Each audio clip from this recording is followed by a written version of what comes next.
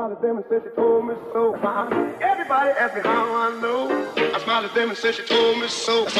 Everybody asked me how I know. I smiled at them and said she told me so. Everybody. So good morning mga ka-urban. Yan, tingnan nyo. Hindi na yung fingerlings. They grow up. Yeah. So bibigyan natin sila ng pagkain.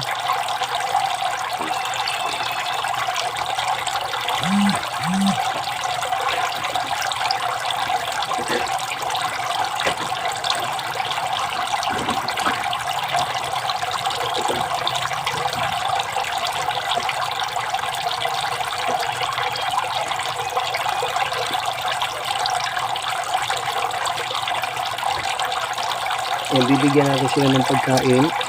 Ang requirements natin sa kanila ay 1.2 cup per day. Hinahati natin ito sa tatlo. So, 1/3. Ayan ang 1/3. Ito natin. Kakainin natin sila. Bubulabog yan ngayon. Ayan.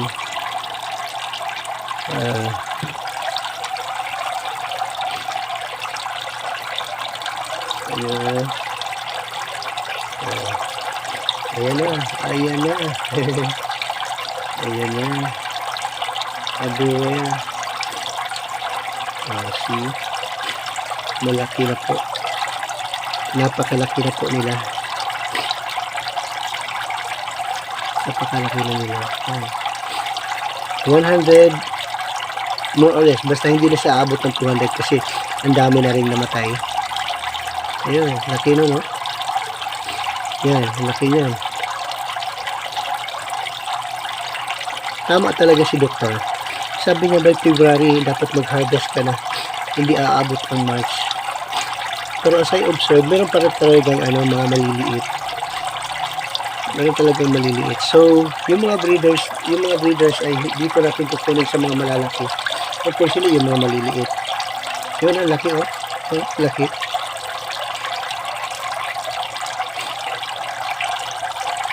Wow, ang sarap tingnan.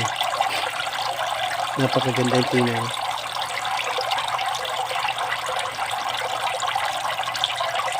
Uubusin nila yan. Wala pang 20 minutes.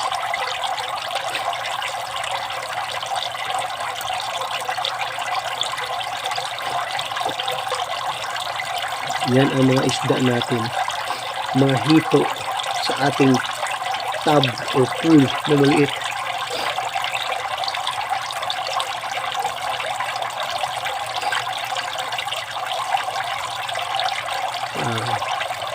Unfortunately, hindi pa natin sila hindi ko sila pa nagagawa ng kasi iniisip ko kung maglagay ako dito ng concrete pond. This is a garage kasi, so makukunan yung garage ko, tapos yung ginawa kong kwarto for a one room para sana iparentahan ko ay masasacrifice ulit yun para doon ko ilalagay itong pond or tub. Kaya nagdadalawang isip ako. Siguro mas preferable ko, pero ang kasi ang suggested sa akin ni doctor, yun talaga yung semento. Gawa talaga ako ng pond talaga, yung concrete pond. May daw yun maganda daw kasi siya. So, hindi iniisip ko paano kaya ang gagawin ko, kasi permanent kasi yun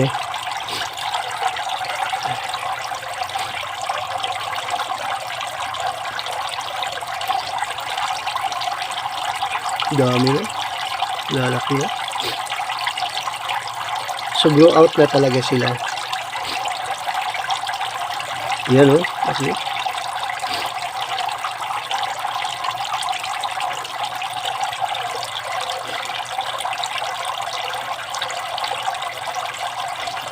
Kaya nagpapasalamat ako sa Pinoy Rod Foundation. Ngayon ko na-appreciate. Actually, nung maliit pa ako, mahilig ako sa fish. Pero, isip ko, mahilig ako sa fish, pero hindi kasi talaga ako marunong mag-market. Wala akong, sa market, wala akong, for me assessment ko sa sarili ko. Wala akong gift sa marketing. Talagang, kapag ka-season, sabi nila, ang business naman ay may season, ay out of season naman. Kaya, yung maliit pa ako, ang dami kong ganito, pero maliit lang. Ngayon, ito na. Nagbe-breeding ako ng nagbe-breed ako ng, yung beta, tawag namin dyan noon, fighting fish mat. Beta tawag nila. Ngayon, nakapag-breed na ako ng ganyan, successful.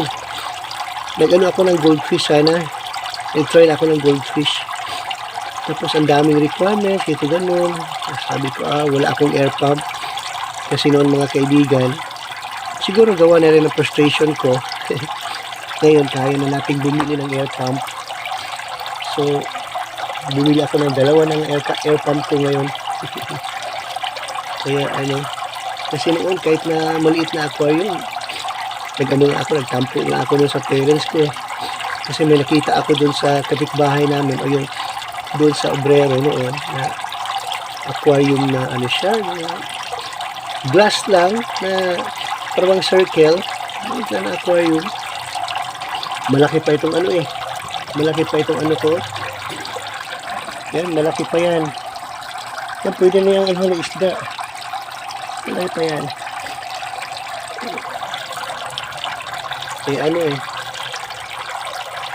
Tawag dito. Wala. So, nung birthday ko, hindi natupad ng parents ko yung hiling ko. Nagtampo ako noon. Sabi ko, wala ako ng fish. Pero may mga successful na ako noon.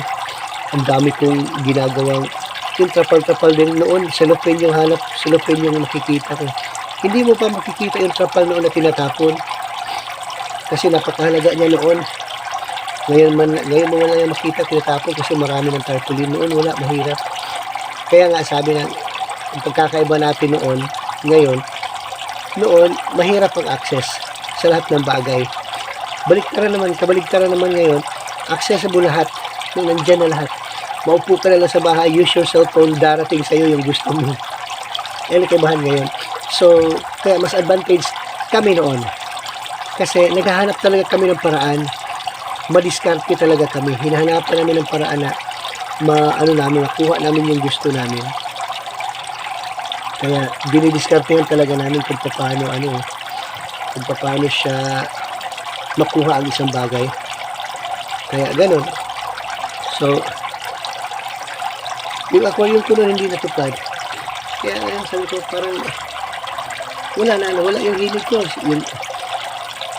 Yung mga anak ko, si Iman, nag-umpisa.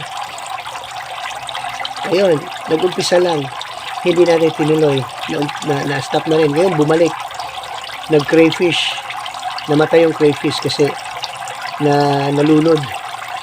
Kasi akala niya, gumagana yung pump ko na nilagay niya. Hindi niya nakuha yung tubig. Hindi niya nabawasan yung tubig. Ayun, namatay yung crayfish niya. Yun. Pero sa akin talaga noon, kaya nga, nagpapasalamat ako kasi binigyan tayo ng chance na mag-umpisa. We started 200 pieces. That's 1,000 pesos. Na fingerlings. 200 pieces. Kasi 5 pesos pang isa nito. At, may feeds na. May feeds na yan. No? Ito yung mga kaibigan. Wala na, ubos na. Tira lang. Maya-maya, maubos na yan talaga. So, yun ang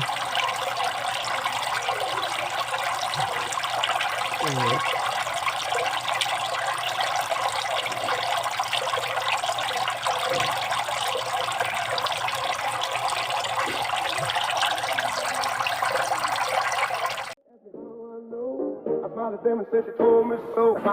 Everybody asked me how I know. I smiled at them and said she told me so. Everybody asked me how I know.